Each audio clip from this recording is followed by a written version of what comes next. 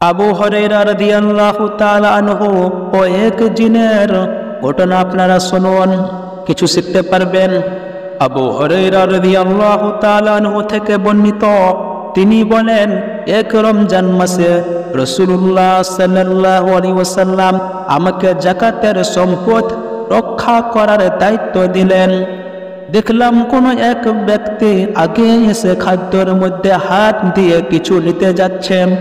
আমি তাকে ধরে ফেললাম আর বললাম, আমি অবশ্যই তোমাকে রাসূলুল্লাহ সাল্লাল্লাহু আলাইহি ওয়াসাল্লাম এর কাছে নিয়ে যাব।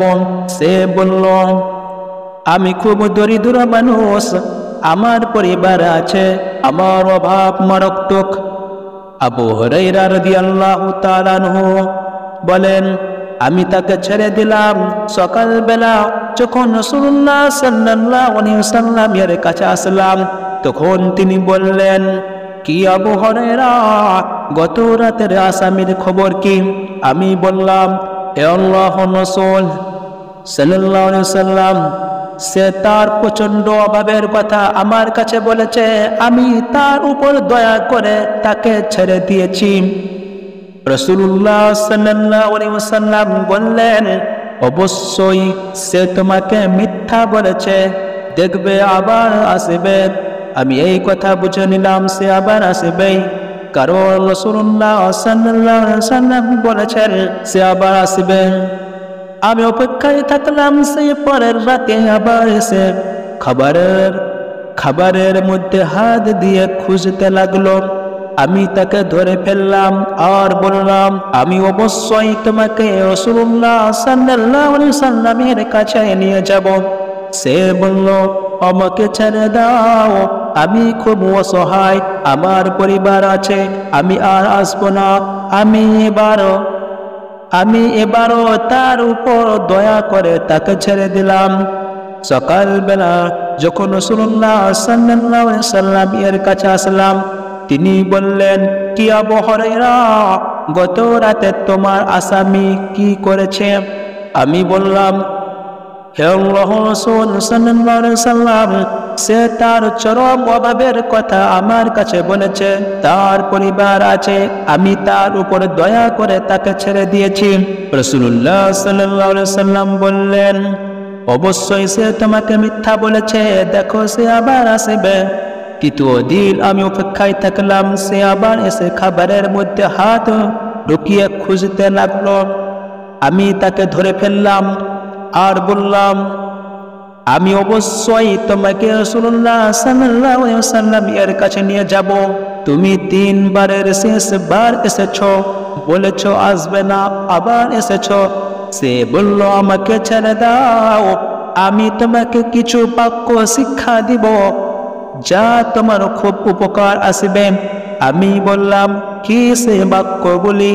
সে বলল, যখন তুমি নিদ্রা যাবে, যখন তুমি ঘুমাবে, তখন আয়াতুল কুরসি পাঠ করিবে, তাহলে আল্লাহর পক্ষ থেকে তোমাকে একজন ফেরেশতা পাহারাদার দিবে, আর সকাল পর্যন্ত শয়তান তোমার কাছে আসতে পারবে না। আমি তাকে ছেড়ে দিলাম।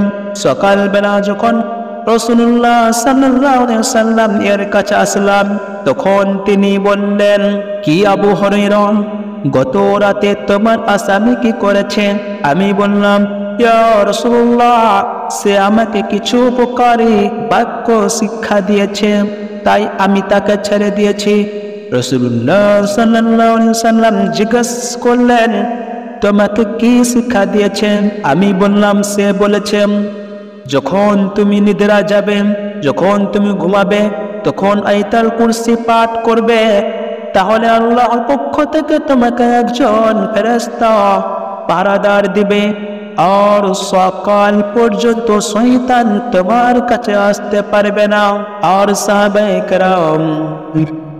সাহাবায়ে কেরাম এই সকল শিক্ষণীয় বিষয়ে খুব আগ্রহী ছিলেন।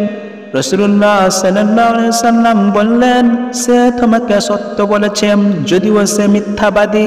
হে আবু হুরায়রা, গত 3 রাত যার সাথে কথা বলেছ, তুমি কি জানো সে কে?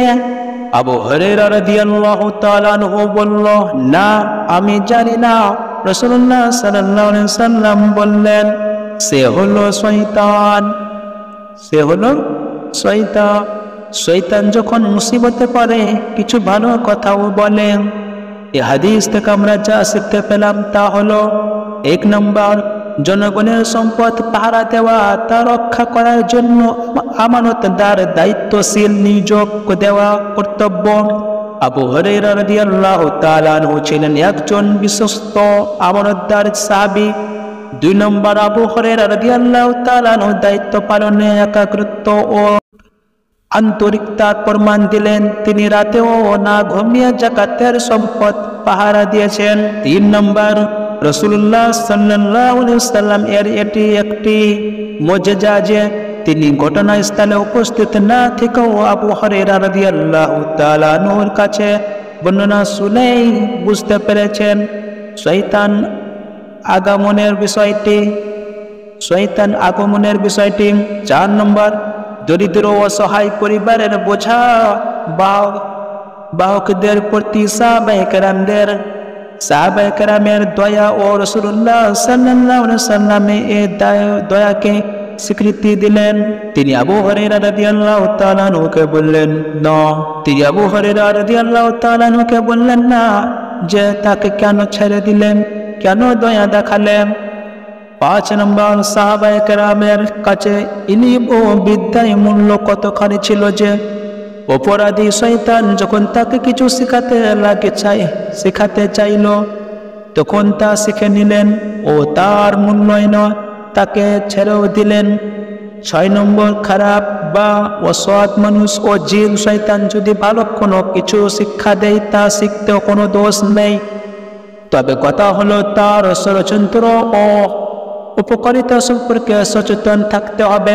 যেমন রাসূলুল্লাহ সাল্লাল্লাহু আলাইহি সাল্লাম বললেন, সে তোমাকে সত্য বলেছে তবে সে মিথ্যুক। এই বিষয়টিকে শিখার একটি মূল্যনীতি হিসাবে গ্রহণ করা যায়। 7 নম্বর, জিন শয়তান মানুষের খাবারে হাত দেয়, তা থেকে গ্রহণ করে ও নষ্ট করে। 8 নম্বর, আয়াতুল কুরসি একটি মস্ত বড় সুরক্ষা। যারা আমল করতে পারে তাদের উচিত এই আমলটি ত্যাগ না করা।